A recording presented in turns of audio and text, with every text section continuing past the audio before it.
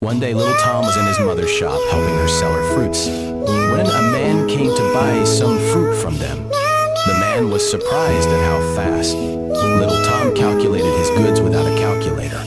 "Why is he not in school?"